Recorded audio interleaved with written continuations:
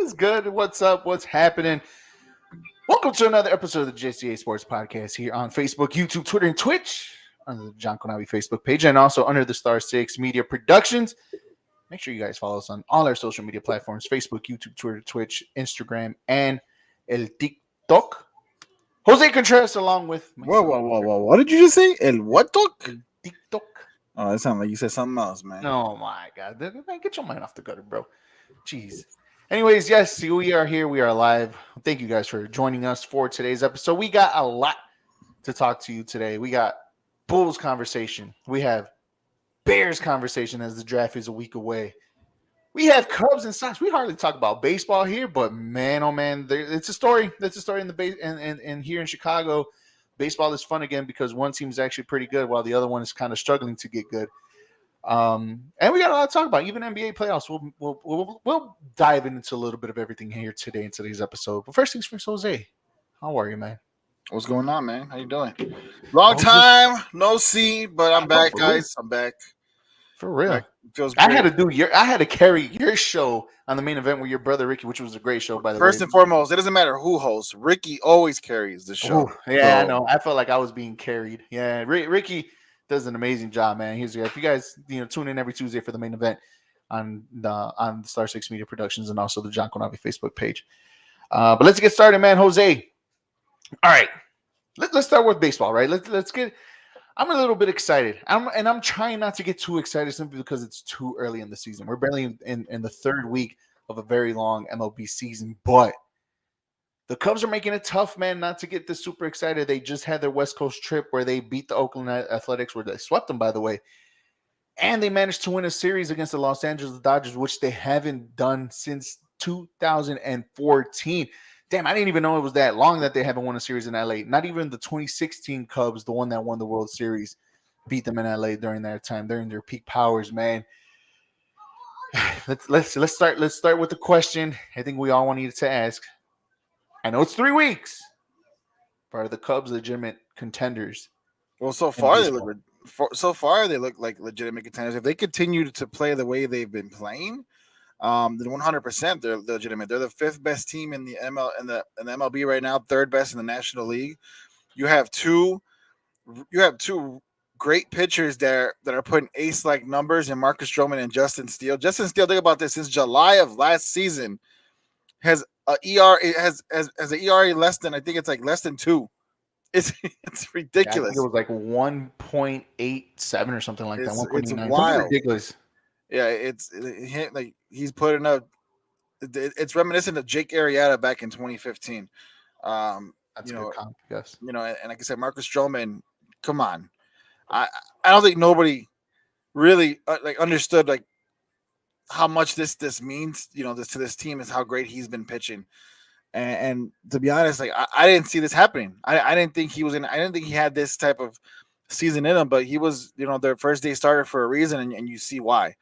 So there's plenty of reason why this team I think can be legitimate. They reconstructed this team last offseason. You get guys like Dansby Swanson in. Cody Bellinger is hot right now. Nico Horner, come on, Nico Horner is killing it. Patrick Wisdom leading the league in home runs. Like what? Yep. Like Ian Happ getting a contract and deservedly so. Like there and Suzuki came back. He's doing something. I mean, there's so much that's going great for the Cubs right now. They 100% look like contenders. I know it's only 3 weeks in, only 17 games that they played. I understand that, but at the same time, if this team looks like they can be consistent enough to continue this doesn't look like fluke. Doesn't look like a flukish numbers. It doesn't look like a flukish team. You have guys like Dansby Swanson who's been there, done that, and you're being led by someone like David Ross who knows how it feels to be part of a team that kind of came out of nowhere, like in 2015, and create a buzz. And I'm pretty sure he has these guys locked in, man. It shows for sure. Hell yeah, 100%. I mean, they're carrying over how they finished last season, right? On their hot streak on being the 5th best team. Look at that, right? 5th best team in baseball so far. They were the 5th best team in the second half last season. And so, yeah, it's just an exciting time. I think they're bringing the fun times back into Chicago simply because let's be completely honest. Chicago sports has been dire within the last 2, 3, 4 years already, and there really hasn't been any type of fun with Chicago sports. I mean, we could talk about the Bears all we want, but in reality, they're ass, right? They're trash. And hopefully this regime can fix it, right? The Bulls are the Bulls. They gave us something to be excited about last year in the beginning of the half of the season, and then tailed off, and then still hasn't recovered from then on out, right? The White Sox, which we'll talk upon a little bit later, they gave us a little bit of hope, but has been falling off as of recent, right? The Blackhawks haven't been relevant since 2015, or whenever the last time they won the World Cup, the Stanley Cup, right?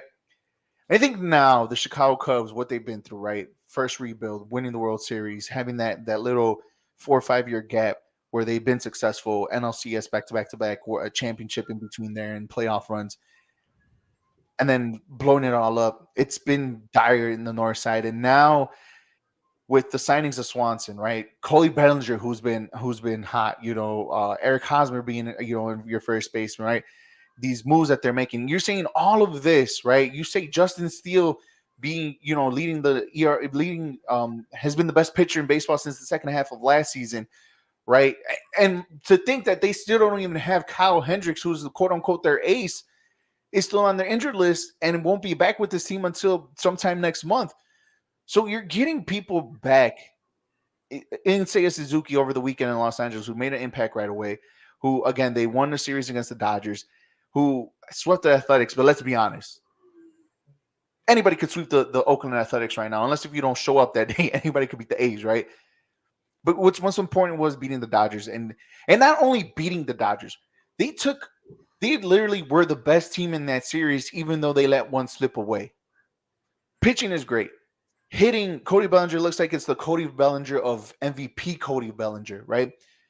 Then, we knew he wasn't he was too good of a player in Los Angeles. I understand. For him to just continue to struggle the way he struggled. Oh, I understand. And I think he was gonna come back. The shift has a lot to do with it. Them banning the shift has a lot to do with it. It's true too. Right? You know what? The new pace of the game, I feel like, has a lot to do with it. It's benefiting some teams and it's hurting the others. Yeah, and I think the Cubs are definitely benefiting from this because they're a team that likes to play fast, and you can tell. And it's one of those teams, and they're exciting to watch. And I know I have people coming over here in the comments, and now trust me, I will read the comments in a little bit. It's exciting that there's a team that are fun to watch and also are winning on top of that. And David Rossa has done an amazing job on top of that too as well, managing this team since the second half of last season. I'm saying this because it's been a trend since the ending of last season that the Cubs have been really, really good. Yep. And on top of that, the farm system is looking better and scarier on top of that too. Pete Crow Armstrong is coming up. Brendan Davis is another guy coming up, right? And you still have players like Kevin Alcantara, Miguel Amaya, and Marvis, who are in the up and up, coming up into this team and looking in the mirror like, yeah, these guys are coming. Ian Happ with his new contract, Nico Horner leading the league in steals. There's so much good stuff to talk about the Chicago Cubs. To even find a bad thing is hard to find, and that's rare for a Chicago Cubs team as we've seen recently.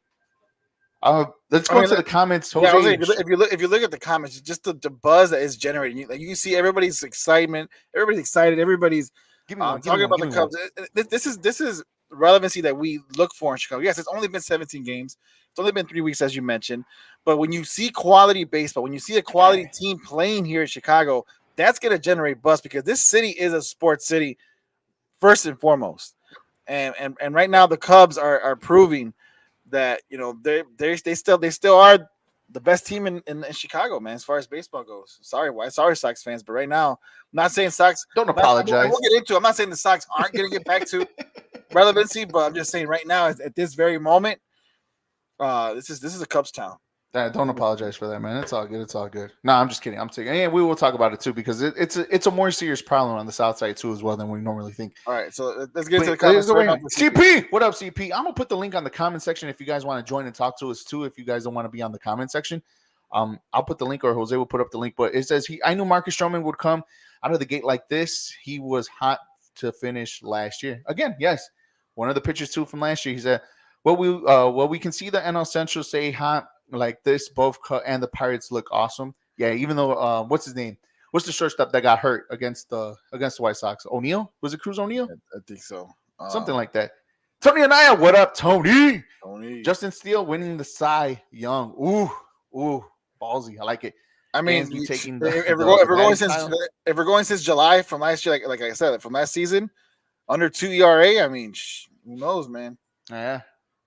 Hell yeah. I mean, and then he says winning the batting titles. I mean, look, the Cubs, I think Nico, if I'm not mistaken, I read this, Nico, Ian Happ, and Dansby Swanson are in the top 10 on base percentage so far the beginning half of the season. And that means a lot. Isn't Patrick Wisdom in there too? Patrick Wisdom has been Patrick Wisdom leading the league in home runs. Like that means that the Cubs are getting not only on base, but also getting RBIs and other opportunities for other players to step up like that too as well. So yeah, Dansby taking the batting title. CP say it's so bad for Chicago teams right now. Cubs are literally the only team worth watching at the moment, which is true. Ooh, Belly MVP. I like that one. Cody Bellinger again. He says we are so back. Go Cubs, go on that one. Well, I mean, it's starting to look like it. I'm not going to lie. It's starting to look like this. Michael Paris is nothing but quality at-bats from the Cubbies, and that's why they are winning. 10% of their 600 at-bats results in a walk, which is another thing. Again, on-base percentage from this team is up there too as well. You're getting the quality pitchers. The starting pitcher is also a strong suit for this Cubs team so far this early in the season, and this is why you're getting a lot of quality starts from these pitchers and a lot of in-game, and they're being a lot in the games. Good hitters. Good hitters walk without getting hit, Eric. Okay. Yeah. Words from Anthony Rizzo, and it's very true. 100%. This team. 100%. Let me see what else we got. We also got Tony and I also said Cubs fixing something with Belly, striking out significantly less. Yeah, you could tell his launching, his batting angle has been completely different. Again, maybe it has to do with the shift. You know, the shift being abolished this year. And everybody's playing kind of almost straight up, has a lot to do with it too as well. So that can help, or that's helping Cody Bellinger to be where he's at right now. And you can see it's a lot of, again, you're right. It's a lot of happiness. A new pace has hurt some of the pitchers we thought were dominant. The pitch clock is a whole nother conversation that we can have. We can have a segment on this pitch clock. Let's start off right now. Just a quick yes or no answer, Jose. Pitch clock. Do you like it? Yes or no? Oh, I love it. I see why some people were kind of like iffy about it because the game goes a lot quicker, and if you're there in the stands, a lot of times the people who like to go to baseball games are so used to being there, much longer and having I guess a good time because they're there much longer. But yeah, I mean 2.5 hours worth of baseball to me is great. I love it. I take it. My attention span is getting shorter by the second. So it definitely helps. It definitely helps when I watch it for sure. And I get what you're saying, right? Because me and Laura, we went. Ooh, when was it that we went? A couple Sundays ago. I want to say when they played against the Brewers, I think it was that they went to go see. It was on a Sunday. And we went to the game, and you're right. Me and her, we were talking, we were chilling, we were watching the game, doing this and that. Next thing you know, like the game had just started, and next thing you know, like it felt like 30 minutes, bro. We were already in the bottom of the 5th inning, and the game was going really fast paced. And she was talking about it, like, you're like, yeah, this game is going by so much fast, and I get it. You're right. In a way, it works, right? But again, like you said, the people that like there to enjoy themselves, to have a good time, especially in Wrigley, where the bars are right outside, on a hot summer day, Wrigley is known for a vibing place in the summer. Whether the Cubs are good or bad, simply because you're outside, you're drinking beer, and then plus you're going to get more beers right outside. On a hot summer day, it has its ups and its downs, its positives, its pros and its cons with the pitch clock. But so far, I mean, I have no complaints. I think you'll probably find your old timers that have those complaints, but I don't. Yeah, I have no complaints either. I love it. Keep it up. I think it was a great decision, and you know what? Like I said, CP said it here. This pace has hurt some of the pitchers we thought were dominant. It's not hurting the Cubs. So for me, it's working. Let's go. That's one smart way to look at it. Johnny Polayo, Johnny Parlay, Johnny Blasphemy, Johnny of many different names saying, what's up, Toxicos? Yeah, you hear the Toxic one. O'Neill Cruz is his name. There you go. See. Here comes the hater talk now. Here comes the hater talk. pump their brakes on the Cubs. They always start off hot and fade away. On the See, contrary, okay, but that's last year was different. completely different. Way different. Last year was they started Last year, slow and ended up hot. No. Last year they started off pretty hot, but the difference is nobody gave them nobody thought they would be good last year. They weren't a team that everyone was like, you know what, let's keep an eye on this team. Like, no, we knew what that team was last year. It was a rebuild type of team. It was a team that we knew wasn't going to go anywhere, wasn't going to do anything. Going into this season, we kind of felt like, you know, these moves have potential to shake some things up here in Chicago, and I think it's shown 100% that it has. Now, of course, you know, yes, you know, you don't win the pennant in April, right? You don't win a championship in April. I get that, but at the same time, I guarantee you, John would rather be the Cubs than you would rather the Sox play like the Cubs than what the Sox has been playing like lately. So I'm gonna take it. I think every Sox fan will take that right now at the moment. He said at this point he's taking the Cubs +5 every game until mid-May. Again, you know what? The one position, you know what? I don't think there's any position that scares me other than probably like third base for the Chicago Cubs. Because obviously, if Dansby goes down, obviously you lose Dansby Swanson, right? But you could slide Nico Horner in at short. You really don't lose that much, other than probably a little bit of defense, and then you could kind of slide Nicky Two Strikes, Nick Madrigal on second base, or call him up and have him right there too as well. On the outfield, I mean, you have many different. I mean, other than Mancini, Seiya, Mastrobuoni, Ian Happ, Cody Bellinger. Hell, if you want to bring up Brendan Davis, hell, if you want to, you know, bring up Pete Crow Armstrong, like there are options in this Cub organization or within this Chicago Cubs team that if somebody goes down, I don't think that the Cubs will suffer as much. Wisdom is playing. Yeah, I think he is playing third. And so it's. I mean, and then you still have David Bodie on top of that, but I think he's still hurt, if I'm not mistaken. It's just there's options. This is all I'm trying to say. At the end of the day, there's options on this Cubs team. Tony Anaya says, I think the clock needs to be 5 seconds longer. Ooh. Yeah, I think Patrick Wisdom is playing third base. Yeah, he is playing third. Don't listen to Eric. I don't know about the 5 seconds longer. He says Sox are pretty a property franchise. Those players need a new hobby because baseball ain't for them. Facts, Tony. Let them know. Trash, Tony and I. Hey, well, you know tell who he roots for. They're playing like they're old men. I mean, they're getting hurt. They're over here like me, man. Like, you know, they're getting hurt over here in the field. So the question is, are the Cubs legitimate contenders right now for the NL Central? Or in the NL, or in baseball in general? Well, let's just keep it in the NL Central. Let's not take it. Let's not take it a little above and beyond. But right now, as the NL Central is a little bit more wide open, are the Cubs legit contenders? So you say yes, right? So far from what I'm seeing, yes. Now again, going back to John's comment, right, about pumping the brakes and blah blah blah. I would realistically, I would think like he would. I'm like, you know, hey, this is just the beginning of the season. Let's hold off a little bit, right? But as Tony mentioned earlier in the comments, and I said it too. This team has been playing this way since the end of last season. Isn't that what you said? They were the fifth best team, fifth best team at the second half. Now they're the fifth best team this season. I think they found their stride, right? And then you plug in place guys like Cody Bellinger and Dansby Swanson, and you're having you're having Justin Steele literally picking up where he left off last season, and Marcus Stroman doing the same thing. It's like that's why I'm saying I think this is going to sustain throughout the season as long as we're not the White Sox getting hurt. This team has a chance for sure to definitely compete in the NL Central. Oh yeah, 100%. I do agree with that one. Legit contenders. Also, you see the comment? Before I take it down. I love John. Man, get this man off the comments, man. Jeez. As legit contenders, man, I don't know. I think it's still too early. I want to give it till mid-May, probably June. Give it a couple more games just to see where the Cubs are at before I give you my answer. as of right now, I'm being a little bit more. I'm being a Don't little bit ask more me the reserved. question and be like, I'm not going to answer the question because come on, from And what I'm they gonna say look like no. right now, I'm going to say no. Hold on, man. Let me get there. I'm going you're to a say no. hater. Legit contenders for the Cubs right now. No.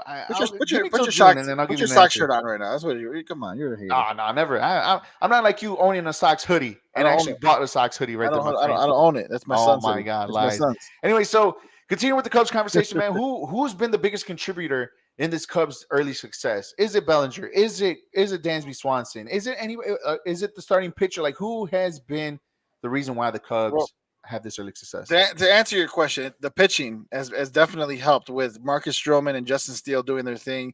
Wesneski has been having quality pitches. Um, those guys have been doing great, and we still haven't even got Hendricks back. I don't even know if he is, but regardless He's of the not fact, back until late May. right? Well, that's what I'm saying. Like this pitching staff is if he comes back and starts and does good, then it's only going to add to it. But as far as pitching goes, Justin Steele, Marcus Stroman have been doing their thing, and then as far as hitting go, come on, Patrick Wisdom, leading the league in home runs. I mean, that guy has just been amazing for sure. I think Cody Bellinger, John puts a good question. Do you trade Bellinger if he stays hot? No, if he stays hot, I honestly feel like you sign him. I think it's a good fit. I think he would want to stay here in Chicago. I don't see why not. I mean, you've already re-signed Ian Happ. You gave some money to Nico. I mean, why not? Why not? Keep Bellinger. I don't see why not. I think this team definitely has a chance and has this isn't last year where you were willing to trade Wilson Contreras and Ian Happ at the trade deadline. No, I think this is different. This time the Cubs should be buyers at the trade deadline. They should be bringing people in, or if there's any to bring in. But I think Bellinger Shohei. stays. Hey, I would love it. I would love it. Hey, remember, the Cubs are one of the teams he had in mind when he initially first trying wanted to to come sign out before here. he went to LA. Yeah, I know. Yeah.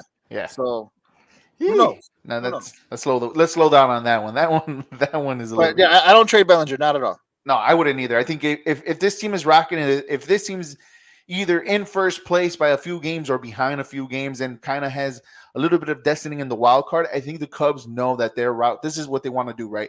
They did not sign Dansby Swanson just to be close to his wife playing with the Chicago Red Stars. Right. They actually bought him here because they're serious about winning. They're serious about making this team back into a contender, back to what the team is really accustomed to or has been accustomed to in the last 7-8 years, and that's being in the playoffs and winning World Series. And I think this is the Jed Hoyer way of doing so. So no, I don't think you trade Bellinger. I agree. You probably should give him another 2-year deal, 3-year deal, whatever the case may be. Yes, you still have like Brennan Davis down there who could be expendable, right? I think Pete Crow Armstrong is the guy that the Cubs want to come up along with Matt Mervis. Or Mash Mervis. I think that's the nickname that everybody's going to give him. Mash Mervis. And so it just, you put those players, the Kevin Alcantaras of the world, and put them in a package to make this team a lot more better. And you still have depth on that side too. So, I mean, I think the appearance of Dansby Swanson, I think that's the main one. Bring up a presence of a guy who's an elite shortstop, right? Or one of the elite shortstops. He started off really high. Like soon as that first week, he was he was on a tear. Yeah, it was once his wife got injured, you started to see him slow down a bit. Yeah. Of course, but which understandable, mindset and everything. But and I think what he brought to this team a winning attitude, a winning mindset, right? Making everybody better around him. I mean, him and Nico Hoyer up the middle.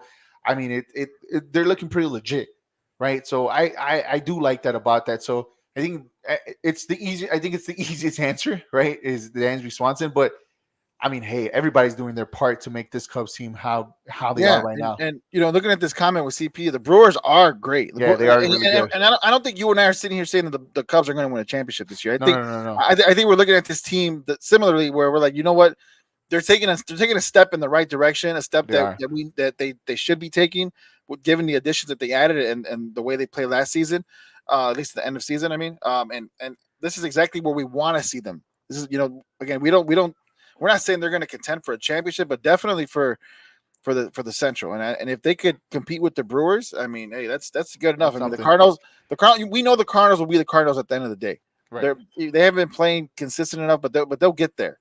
And as CP mentioned earlier, the Pirates look good. The Reds are whatever, but they'll get the Cardinals will get there. So as long as we're competing like we did in 2015, that's all I really care about. Look who showed up in the comments. Long time no see. But yeah, Tony also saying no. And let's not forget, the Cubs have literally won four consecutive series here, Yeah. Eric.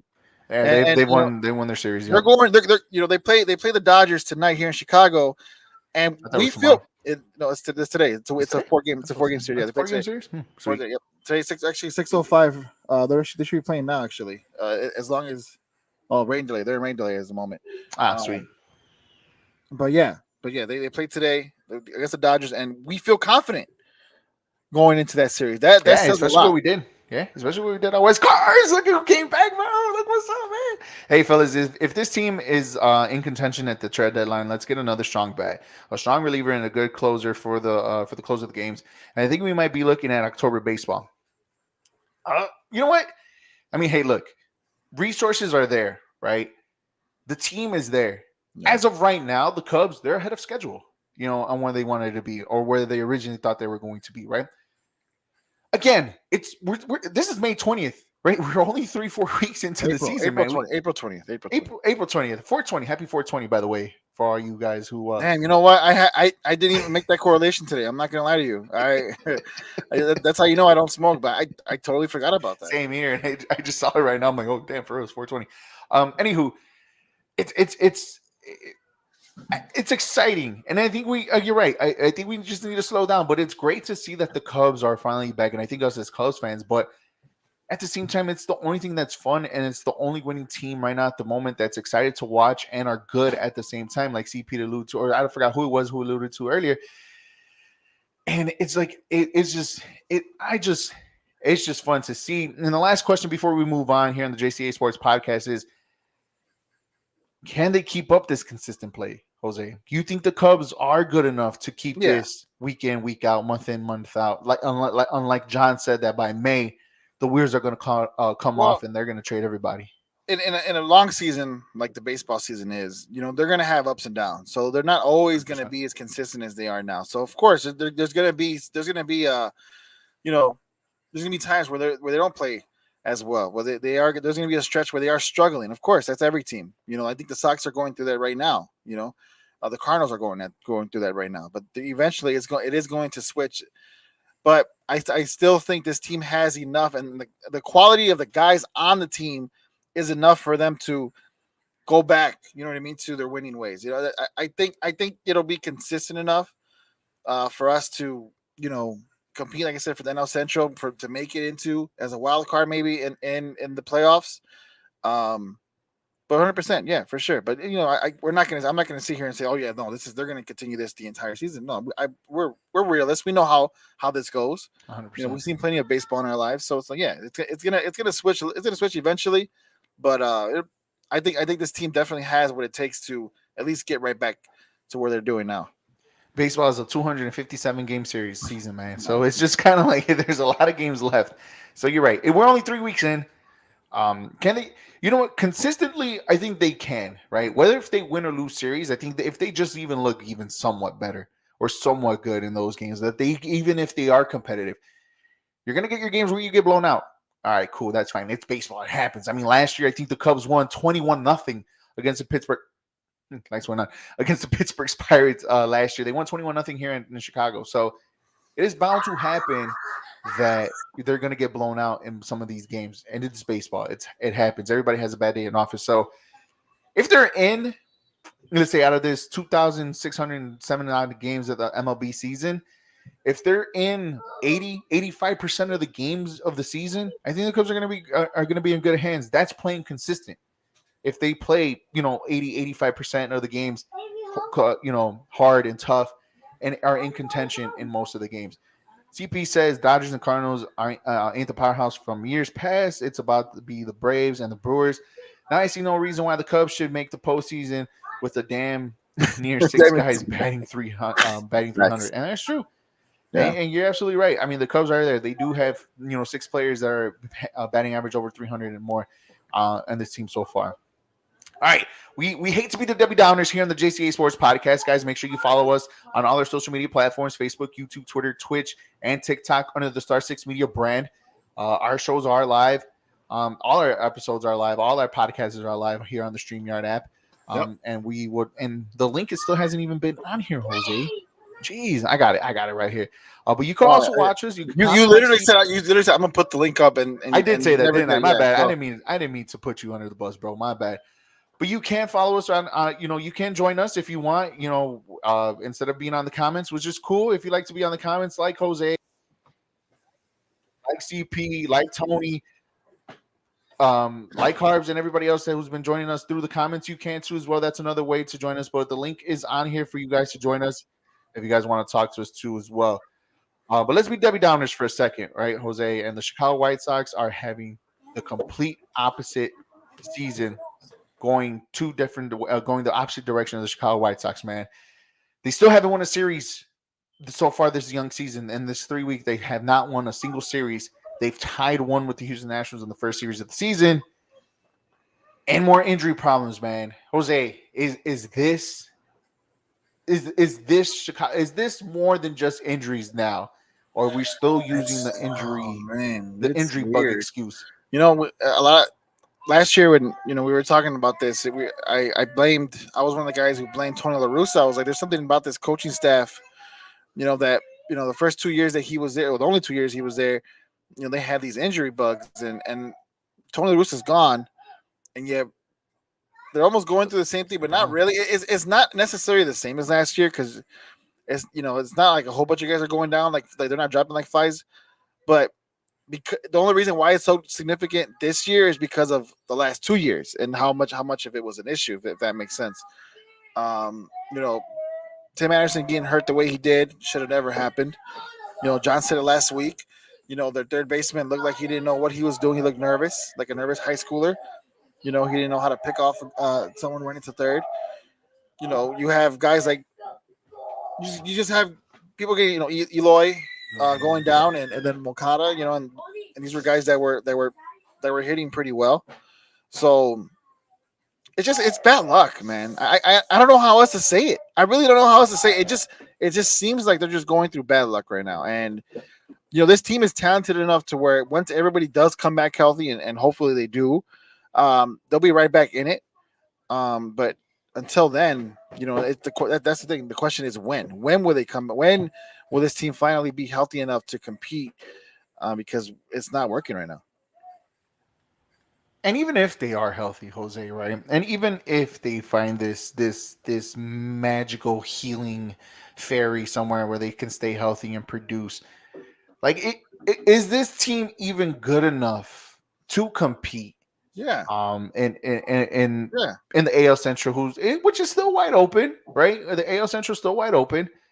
But are they even good enough to even compete? If they can stay healthy. Yeah, 100% they are. 1,000% they are. I mean, if you can get Moncada back hitting like the way he was hitting, and Tim Anderson back doing the same thing, Eloy is a different story. But I really do think this team definitely has it. Pitching wise, you have an ace of Dylan Cease, who, man, I wish he was still a Cub. But just right. But you have someone like Dylan Cease there on that team, and Lance Lynn, Mike Clevenger. These guys aren't doing that bad. You know what I mean? They're not that bad. Giolito, had a pretty good start the other day. So it's like let's continue to see what they could, I guess, how they can progress going forward. But I think a lot of people who were blaming Tony La Russa are looking like, okay, maybe it wasn't just Tony La Russa. Maybe there is something here with these players and these players alone, whether it's the way they take care of their bodies, their minds, because they are playing pretty suspect right now, without a doubt. Oh yeah, definitely. And look who's set to show up and a bull shirt. Hey man, I don't know how they feel about you rocking a bull shirt when your Lakers are in the playoffs right now, bro. I mean, I'm just saying. Hey man, it is what it is. I switch day by day, man. They both my with that. Our boy CP here in the building. CP, I think we could give CP the floor right now, right? As the Sox fan in this group at the moment, simply because the two Cubs fans are talking about the Sox right now. But CP, man, is this now more than just injuries? Like, can these players really step up to the plate, no pun intended, and actually deliver for this team? No, I'm not convinced. Like you said, Moncada came out really hot. That was really encouraging. Robert looked good. Anderson was looking good before he went down. But and like the hits are there, the batting averages are there, but for some reason we have had this thing for years where we cannot score with runners in scoring position. We have the bases loaded, no outs, and then boom, 3 outs, no score. Like that's been the Sox issue, their pet peeve, like for years, and it drives me insane. They get on base, but they don't score. And then on the other side, I don't know what's wrong with the pitcher. Besides Dylan Cease and Clevenger, like everybody else looks horrible. Like I don't know how else to say it. Bullpen looks horrible. Lance Lynn, Giolito, Kopech, like guys I expected that's usually consistent. I mean, Giolito struggled last year, so I'm not surprised. I mean, he almost had a no hitter the other day, but it's like it comes and goes with him. And yeah, they just like those crazy high ERAs. Like, there's no way the Sox can even fight for a wild card spot, yet alone try to make something of themselves this year. So, like, I was one of those guys that blamed Tony La LaRussa, Russa. that blamed LaRussa last year, but the problem is clearly a lot bigger than him. Is I mean, we just have, like you said, we had a bad luck with the injury bug. Every time we get something going, somebody goes down, and this is just a continued season from last year. Like we're seeing the same stuff again: injuries, drive mishaps, like people like not ready, coming ready to play. Poor base running. Yeah, oh my God, piss poor base running. And it's just been like I had to so, stop watching a few games for a while. so what you're saying right now, CP, right? Let's just say this magical fairy comes in and she has healing powers galore, and nobody gets injured for the rest of the season. Are you saying that even if they all stay healthy, this Sox team doesn't have, and that with this team doesn't have it in them to go any further than just the AL Central? No, well, they definitely wouldn't get the Central. I'm still looking at the Guardians for that, but like, no, even if the all players did get healthy, which is a long shot, like I just don't feel like they're consistent enough to like put together this 162 game like ride. Like their players aren't like they used to be back then, playing like 150 games, 140 games. They can't handle it. That's what I'm seeing. Robert, Aloy, like these guys cannot play like 130, 40 games, yet alone like 150. So, and like I said, like we need more consistency from the pitching staff besides Dylan Cease. We can't just rely on Dylan Cease for everything. Like somebody's got to step up, and like Lance Land looks amateurish. I mean, Giolito. It's the same story as last year, and no, I don't see these guys even getting close to a wild card spot, yet alone the AL Central. So I'm gonna read the comment that Carver's puts right here, right? And he says, just gonna say this about the Sox, and it's just like the Bulls. Jerry needs to cash in on both teams and sell to someone who really gives a damn about winning, right? With that, I'm gonna follow up with this question: is their window officially closed now, CP? Um, I would say it's closing. I think if they can still keep a lot of these pieces and like maybe bring like some pieces on, like two decent starting pitchers. Obviously you need to work on that bullpen. I wouldn't give up just yet because like I said, the talent is there.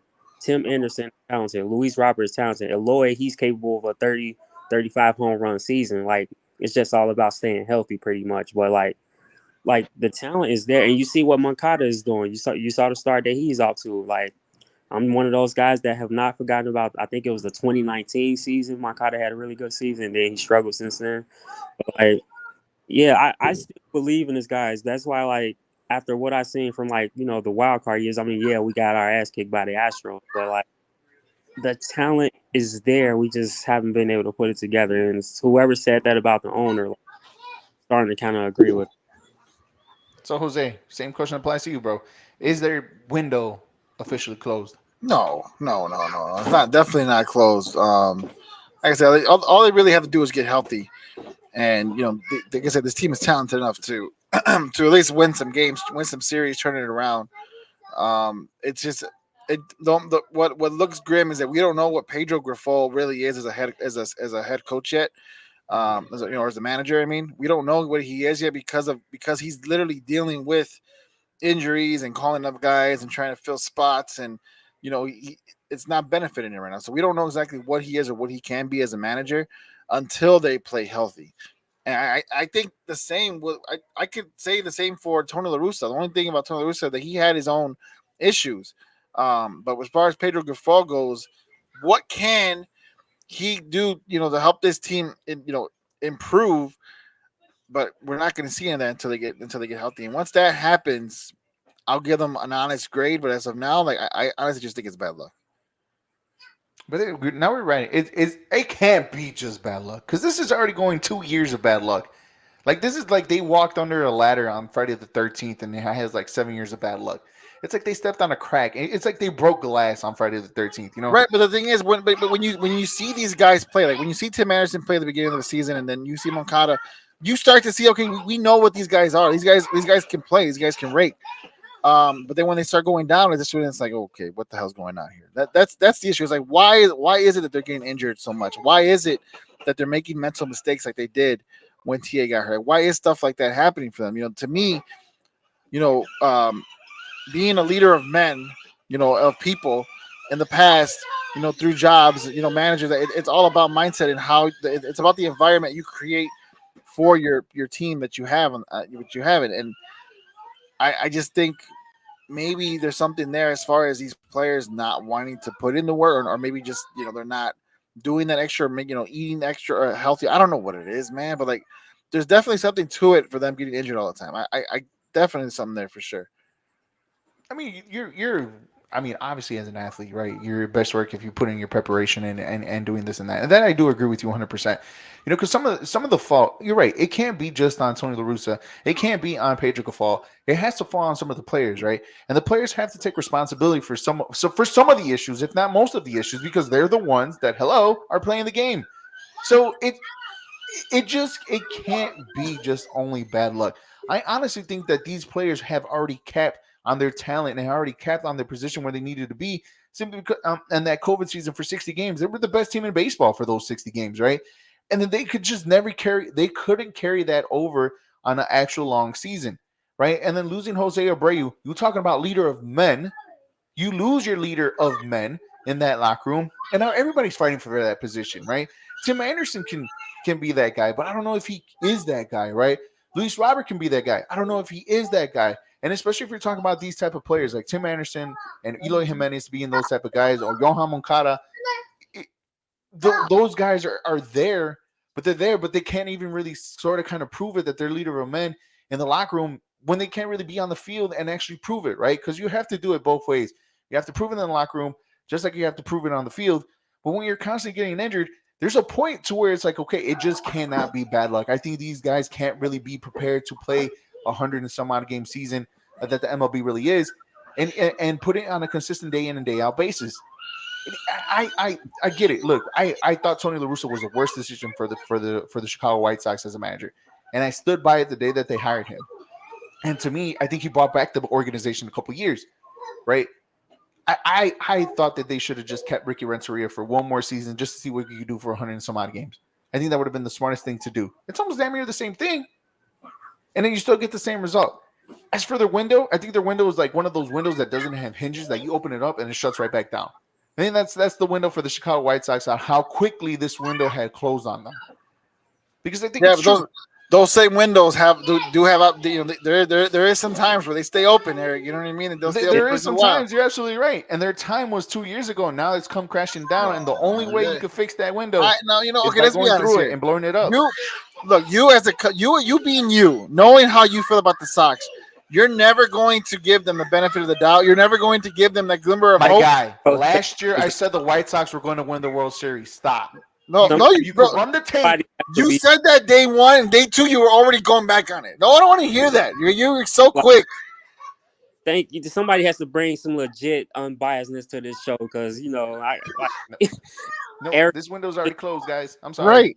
I talk all this smack because, in a way, it's kind of true. It really is. No, it looks that way, but just as bad as it is now, it could easily flip. I'm sorry, I have the kids around, but it could easily flip and be great. All they have to do is stay healthy. It's literally it. It's almost the same conversation as Anthony Davis. You have a healthy Anthony Davis on a Lakers team. That Lakers team's gonna do what they're doing now, make the playoffs, and possibly, have a long run, right? But Anthony Davis is key. Health is key for the Sox team. You need these guys healthy, or you're going to be playing guys. John called them nobodies last time. I don't like calling people nobody because if you're a professional player, you're somebody. You're somebody even if you're not. But you get what I'm saying. You know what I mean? Like you don't have your stars. I think 2 years ago when they that pandemic year where they were like the best team in the league. I think the next year when people put all those expectations on them and as young players, they didn't respond. That's what that is. Like, okay, White Sox, we're looking at you. Like, you're one of the top teams in the AL. Like, what are you gonna do? And honestly, they crashed. So I do agree with Eric there. Like, when people like put those expectations on the White Sox, they didn't really respond. And I just don't feel like they had that dog in them. The talent is there, but where's the dog? Who's gonna? You know what? It's a good point. It's a good point. But who you can compare this team to? The Bulls. And it's funny because they're all literally under the same ownership. Zach Levine. You can compare this team to the Bulls because it's like you have enough talent that you should be good, but then you just don't do it. You just aren't, and it's just like, what is going on here? It's like you don't care. Yeah. Carbs goes on, and I love this one. He said, "I see more hits in the stands by fans than the players on the field in Sox games." Boom. You must be watching the Sox because they're putting up runs. That's not the issue. The issue is the pitching and how many runs. They gave up 16 to the Giants. They gave up 13 to the Pirates. The problem is the pitching. Hell, even when Giolito had the no-hitter, Grifol went quickly to the bullpen. So the guy who's probably like the worst reliever right now in the White Sox bullpen, and just gave that one right up after like 2 pitches. Isaiah, what up, bro? What up, Zay? What's up, y'all? What's going on? Yeah, we're here on the JCA Sports Podcast here on Facebook, YouTube, Twitter, and Twitch, talking about the White Sox and just whatever of a season you want to call it, the start of their season. They have not won a series so far this year. They have only tied one, the first series against the Astros. Last question before we move on. Can you fix this? Can the White Sox be fixed to turn the season around? Jose, let's start with you. Yeah, I said like 10 times already in this show. It can't be just staying healthy.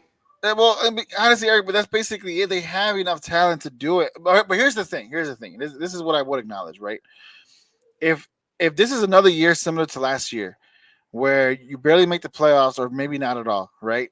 And if you do, you're out in the first round. Let's just say this is the same thing. Let's say that they do have a stretch where they play well and they make the first round and they're out, or they just don't make the playoffs at all. It's seriously time to reconsider your move here.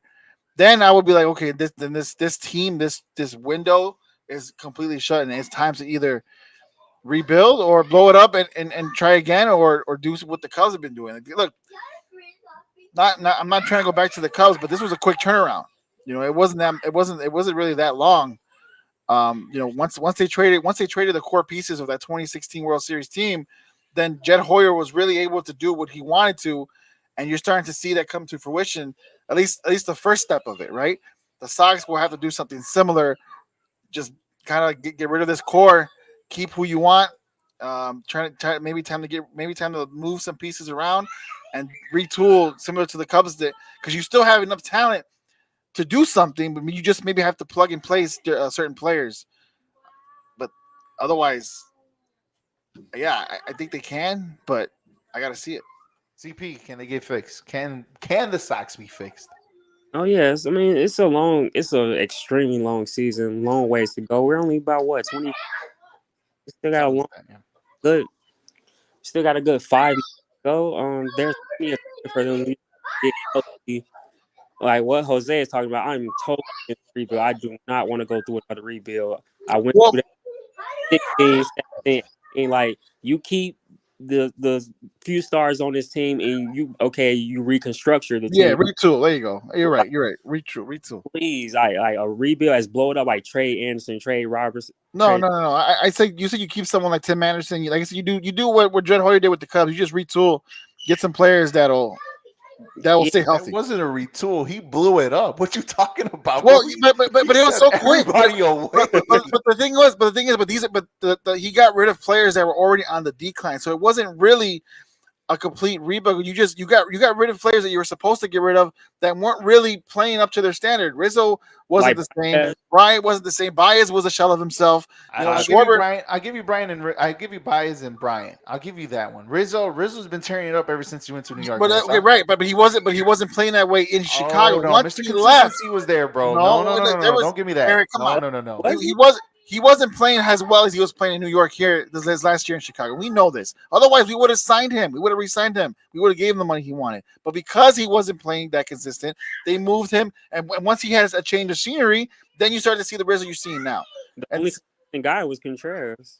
Right, exactly. So that's what I'm saying. So like, that was a retool because you plugged and placed That's players. not a retool. You got rid of guys to do what? To have room and cap space. Rebuild. What you doing now? You didn't retool. But a rebuild, but a turnaround. complete rebuild is like 5 or 6 years. Come on, how many CP would know how long a rebuild is? This wasn't really a rebuild. It was still a rebuild. He just did it a lot more quicker because the players that he got in return and what he did, it actually worked out. But you've had guys like you kept someone that you didn't have for a reason. You had guys who were good at that because he was young and still under contract for another 2-3 years. It wasn't a rebuild. You can't. I don't think you can call it a rebuild. I honestly feel like it was an awake reconstruct. I think reconstruction is a better word for both. But it wasn't. I'm sorry, but when you trade away the MVP for the Chicago Cubs, he was not the MVP of that season. When you give away the Mr. He was like Cub that he's he was like 2 or 3 years removed from the MVP season, Eric. And when you came up with the runner-up in Javi Baez, along with losing everybody, and on top of that, you trade away Kyle Schwarber to whatever team. None of those players were playing the way they're playing now, Eric. Schwarber and Rizzo are the only two out of all the players you mentioned that did something when they went to the other teams, but none of them, not even them, were playing the way they're playing now in Chicago. So it was time for them to go. It was. The way you're making it seem like Bryant was the MVP. Bryant was 2 or 3 years removed from being an MVP. Bryant was inconsistent, injured as hell, on the decline. Yeah, he needed to go.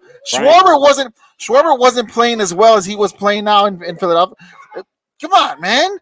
Come on. The Sox are in the same boat. You gotta let some of these guys go who can't stay healthy. Get rid of them. Don't call it a full rebuild, but get rid of them and bring in other guys who can be consistent enough for you and can play. And that's why a rebuild. Come on, we've seen a rebuild with Chicago Cubs. We've seen a rebuild with the White Sox. That lasts a long time, where you're literally depending on your farm system. That's a complete rebuild, where you're trading away everybody, and you're literally dependent on what you're going to do in the future. This was kind of a retool because the difference was they went 1 year. They waited at least a year to bring in the players that they did this season. Last season, they didn't have Dansby Swanson. They didn't have Cody Bellinger. It worked out this way. 2 years. I'm just saying. Yeah, the Sox can't be fixed, bro. It's time to blow it up. I'm sorry. It really is. I'm sorry. Like the high expectations, getting injured here and there out. They won most of the trades. They brought in most of the players in. It's time. It's the same song and dance with this team for the last 2 years, and you're already starting having those angst, that feeling that's the same song and dance of injuries and this team can't perform and this and that. The same thing we've been hearing for the last 2 years. It's after a while, if the Sox somehow don't become somewhat better in a month, which is the end of May, if they still haven't found any better, this is gonna get real ugly really, really soon, to the point where you're gonna be like, yeah, I think it is time to blow this team up. Where you could may keep Tim Anderson, you may keep Luis Robert because he's the 5-tool player on this team, which I do believe he's a 5-tool player. But then everything else is kind of like, and on top of that, like, what are you going to get in return if you do blow it up, which is even worse because these guys are not playing up to par to what this team was supposedly built out to be, 4 years ago in that COVID season. When it's time, and I think Sox fans are going to be real impatient really, really soon if they don't improve within the next month. because I've seen it before with the fan base like this, with like the White Sox. So long you've been for so bad. You know and, like, what? you finally got this team. I can see what Eric is saying, but only because the Cubs are playing better. I just think just because of that, Yeah, you'll have some Sox fans. how quickly they're playing better too. Yeah, how quickly they're playing better. I think that's the only reason why you'll see Sox fans be a lot more irritable, a lot quicker. But otherwise, you know, It's too I think they all know what's really going on.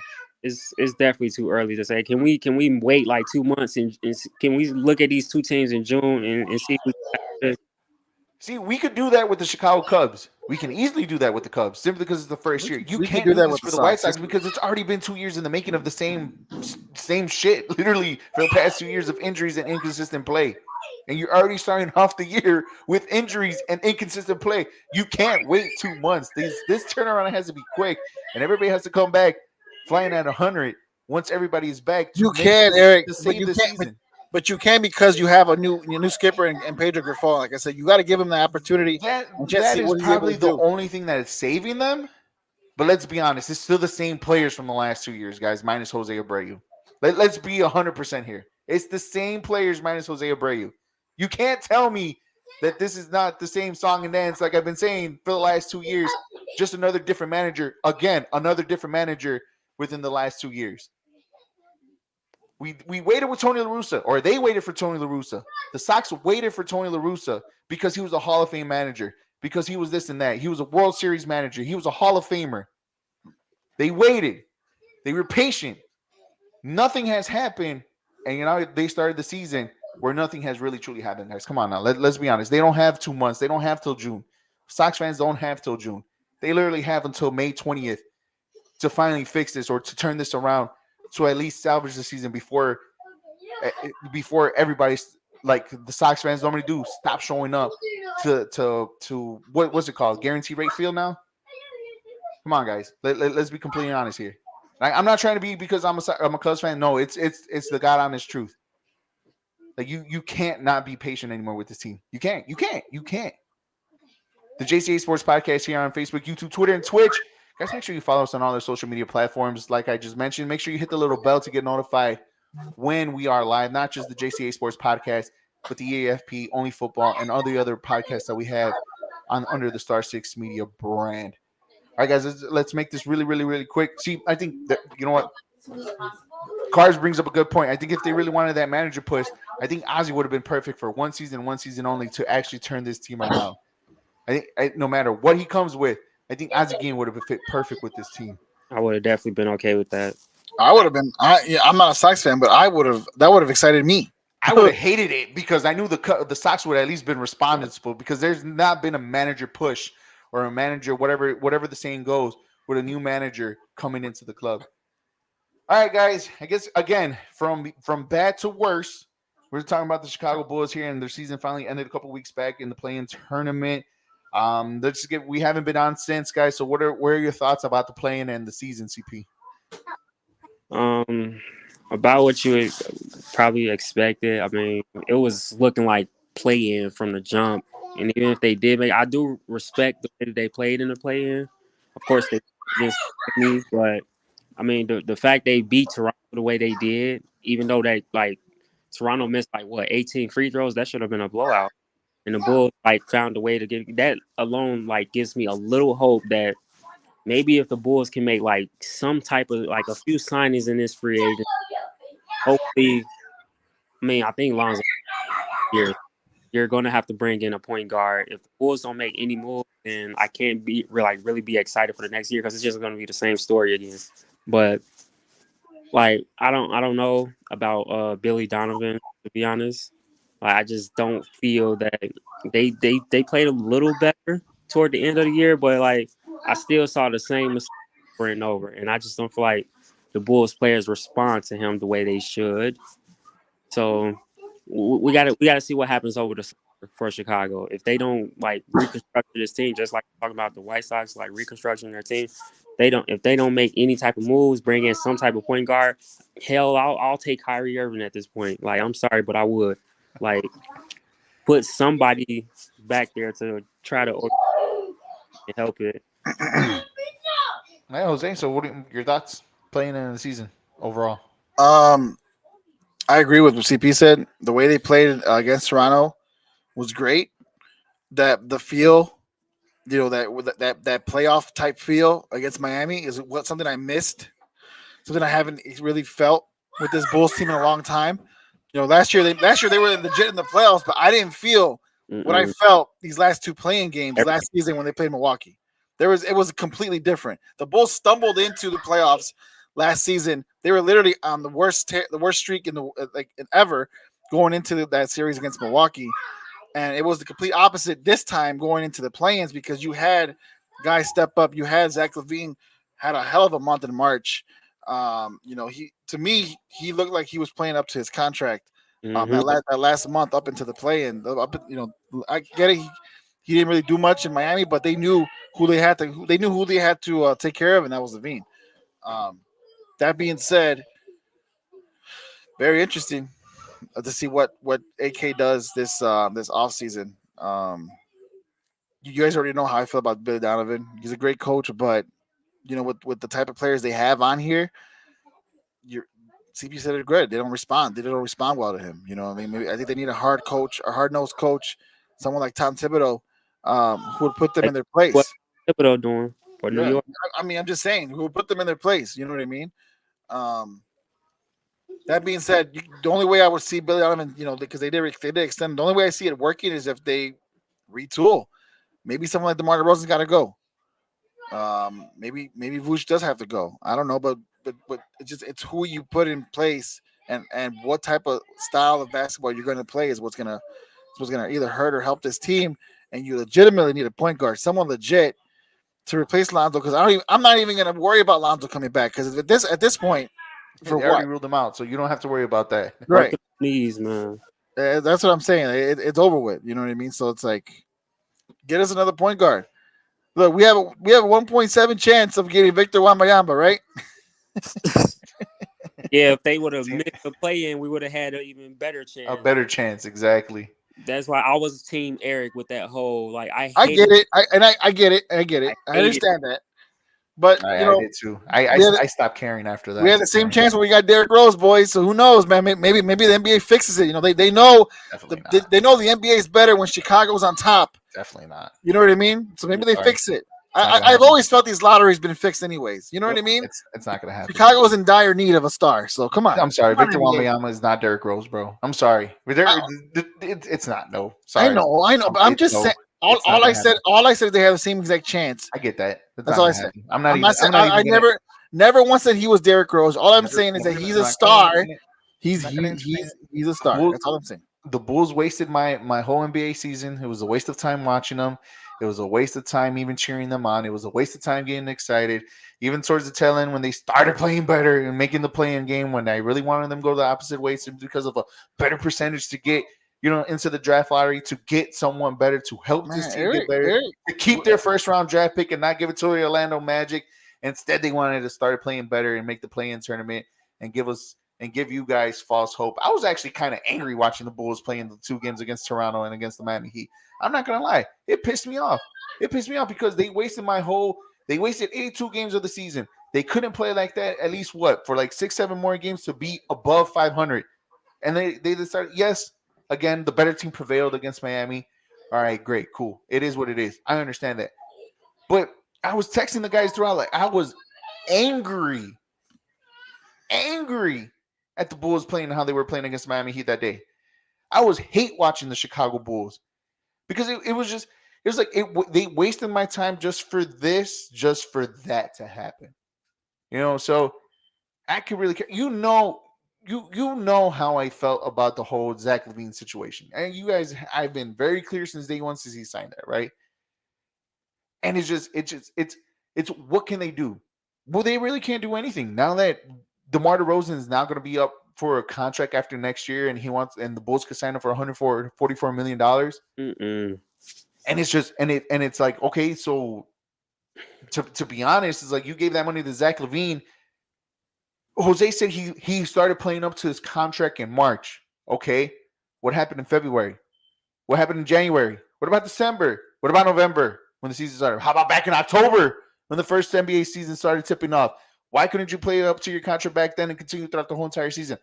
Why do you have to wait to the late push to play up to your contract? Nah. And look, this team just wasted my time, wasted my NBA season.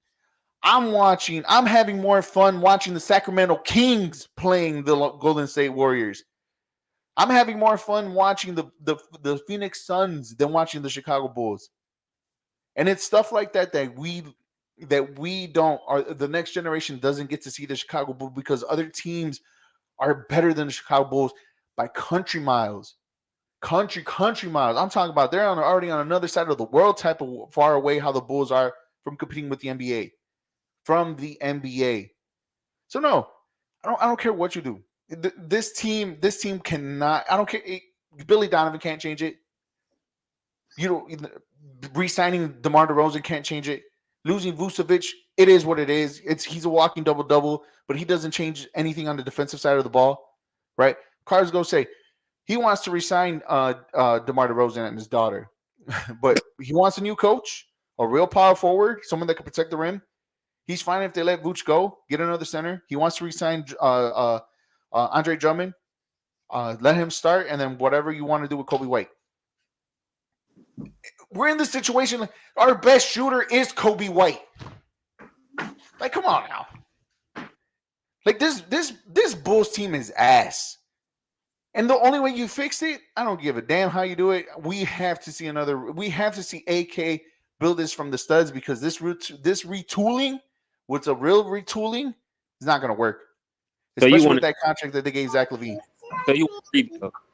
I would blow this bitch up in a heartbeat. Okay, let's first and foremost just acknowledge that. Thank God Eric isn't the president of basketball operations or the general manager or any of that, right? Oh my God. Let's thank God that AK is a lot smarter man than any of us are, and let's give him the opportunity to see what he can do this season before we make any judgment. My heartbeat is fine. It's regular. My Apple Watch says I'm doing good, so I'm great. Thanks for checking on me, bro. Okay.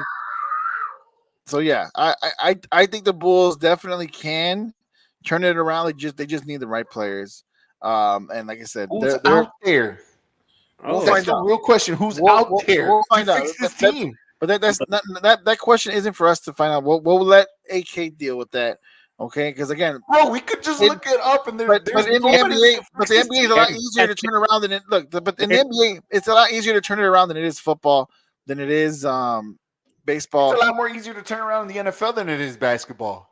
I don't know. No, you need a damn superstar to win in this league.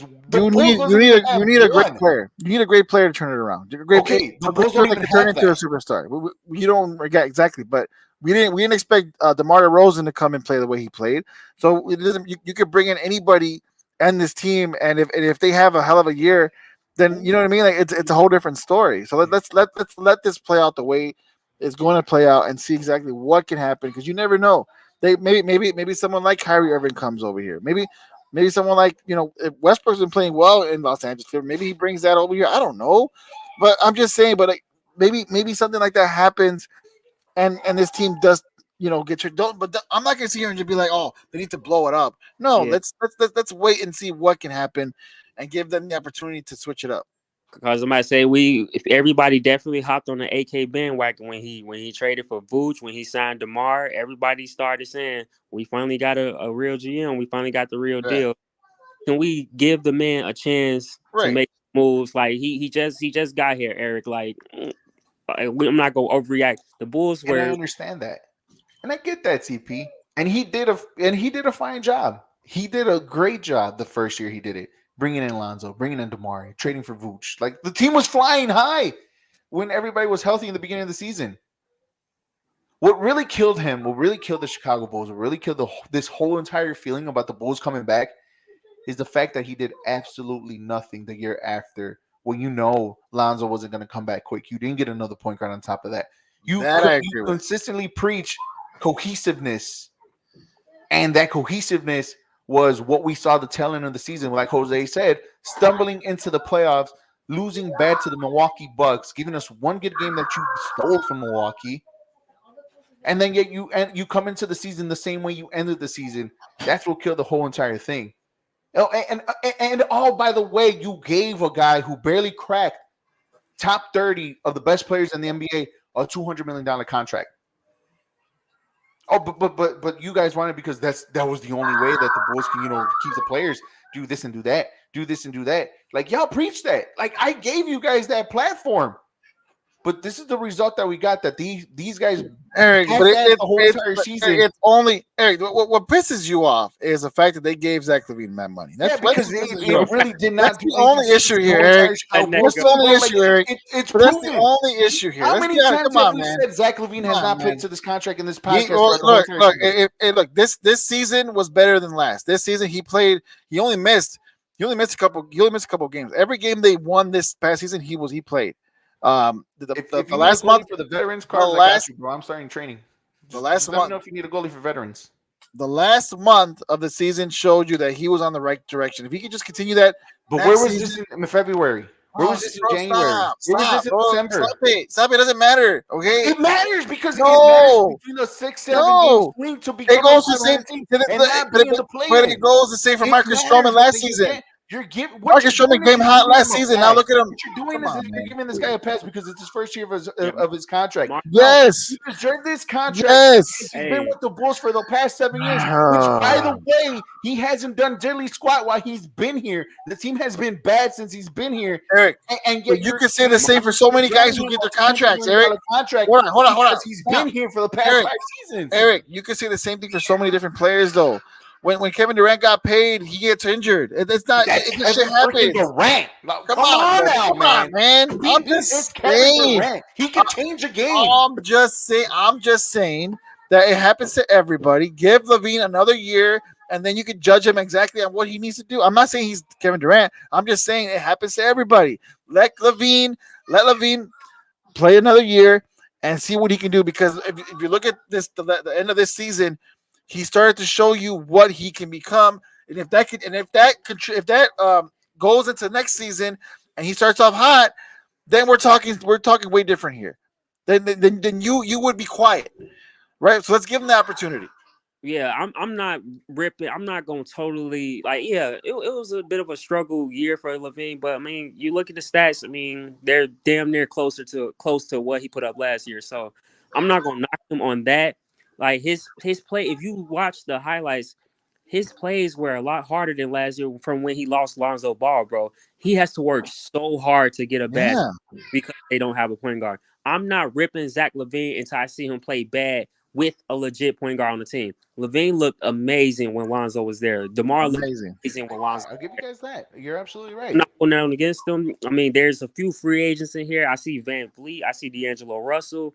There's some point guards in here, because we obviously Lonzo is probably going to be out a year or two. So, just bring somebody in that could orchestrate that offense and make things easier for LaVine. I do agree with you, Eric. He definitely has to play up to that contract, play a little better. But yeah, we all agree there. I'm not going to completely hold it against him, considering where the Bulls were at this past year. I'm sorry. At least he was healthy. At least he was healthy this entire season. That to me is already a step up from last season. I'm sorry, guys, but when you give a guy a $200 million contract, you have to be a difference maker. He's not a difference maker. That's the only thing. Rudy Gobert's making $200. He's not a difference maker, and that's what sets back. And that's what sets back organizations a few years. I'm just saying, to get paid that money, you have to be a difference maker. That's the market. That's the market now. I'm not even lying to you. Yeah, man. You can't. That's why we're getting mediocre teams below 500 in the playoffs. That's why we're getting mediocre teams having an opportunity to be in playing games. It's the way the market gets. The NBA players or the NBA Association preach and fought for those players to get paid. But at the end of the day, they just don't know that they're hurting themselves market-wise throughout the league, that you guys are helping out teams below 500. And in the first round, when you get these mediocre-ass series, that's what happens when you pay big players that don't deserve that money. You give them that contract because it brings back or holds back. Right, okay, but if that's the market, and if that's the way the market is going, so then maybe you need to up your standards as well. Maybe if mediocre guys are getting 200 plus whatever, then that's just how it is. Don't look at that 200 plus contract as someone who should be a difference maker. Then, if that's the case, right. That's just the way the market's going. Right. Don't look at the 200 and think, oh, Zach LaVine is supposed to put up Giannis. Right. That's just you're gonna disappoint yourself. Yeah, you're gonna disappoint yourself. Exactly. I mean, hey, when you get paid, it's because you deserve it, right? Apparently, he deserved it. He didn't live up to it. Like he deserved it. Hell no, he didn't deserve it. He deserves a contract extension. It's just the amount of money that bothers Eric. It's just the amount of money. But like I said, change your mindset, change your perception, and everything else change with you. Now, Excuse me. I wouldn't even. Zach Levine barely cracked $100 million for me. If you want to give him a contract, to be honest with you, an extension. Damn, 100. Barely. It's some pretty bad contracts in the NBA, Eric. And Zach Levine is one of them. John Collins is making like 140. Like, this is where we are, and like I know, and then I wish we could have kept that damn draft pick. And you know what would be crazy if Vooch went back to Orlando or something, and they got a pick. That'll be hilarious this offseason. That'd be crazy. I love Aroldis Chapman with the Yankees. You imagine that? Yeah. Oh my God. At least we got a chip out of it. I was about to say that one's completely different because at least the Cubs got a championship. Yeah, but if you're the Yankees, you're like, but I get what you're saying. The Cubs traded Gleyber Torres and I forgot who else for Aroldis Chapman. But at the end of the day, it was worth it. I'll do that trade 12 out of 10 times. Yeah, 100%. I'm just saying. All right, guys, I gotta go. Yeah, this was fun, guys. JCA Sports Podcast here. CP, thank you as always, bro. We appreciate you, man. Thank you to Carbs. Thank you to Tony. Thank you to Michael P. Thank you to John, who was just only here for 5 minutes. Thank you for everybody that hopped on and watches. Make sure you guys follow us on all our social media platforms: Facebook, YouTube, Twitter, Twitch, and on TikTok. Guys, we did this on the. What happened? We did this on a Thursday. Yeah, it was. CP, it's harder for me to get on. Now that I be seeing you on the show. I'm proud of you, my man. Like, it's tough. I got to try to find a way to work my schedule around. But yeah, sure, it's a lot on your plate. But hey, we see you, bro. Keep doing your thing for real. Appreciate it. If you have the overnight shift, make sure you download the Odyssey app. Listen to Jose on the Scores overnight on 670 The Score. Yes. As he's your host from 12 a.m. to 5 a.m. The draft. Jose Contreras, CP, myself, Eric Avila. Thank you guys for watching. Thank you guys for listening. We'll be back next week. We'll let you know. Just follow us on all the social media platforms. We'll see you guys next week. And as always, Jose! Oh, wait. Before we leave, who do you guys have on the fight this weekend? Tank or Ryan Garcia? Tank. I know everybody's saying Tank, but don't sleep on Garcia. I like Garcia. The Garcia strength is speed, but I like his last fight. He looked bigger. He looked stronger. He could catch Tank. He could definitely catch Tank. So I won't be shocked. But I'm still gonna go with Tank. I'm gonna take the upset. Nice. They're both gonna get knocked down for the first time in their careers in this upcoming fight. So Could be a great fight. It's gonna be a good one. I think Ryan Garcia is a tad bit overrated, just a tad, not a lot, but a tad bit overrated. I got Tank winning though. I think Tank got this. I think his defense and him being so patient in the later rounds is what's going to help him win the fight against Ryan Garcia this week. Well, he has to get to later rounds, and if Ryan doesn't catch him, that's the issue. He does. We'll find out. I think he's patient enough to do so. CP, you're more than welcome. Come over, bro. We're gonna have you here in my crib. Actually, my mom's birthday is this weekend. She's actually doing her own, like she's doing a fight party of her own. Hey, happy birthday to mama. Happy birthday to mama. So, yes, we'll be back on next week. We're going to talk about a little bit more of everything Cubs Sox, and we'll probably go over the fight. Make sure you guys tune into all our other podcasts here on the Star 6 Media brand. And as always, Jose, hit that outro. We'll see you guys next week.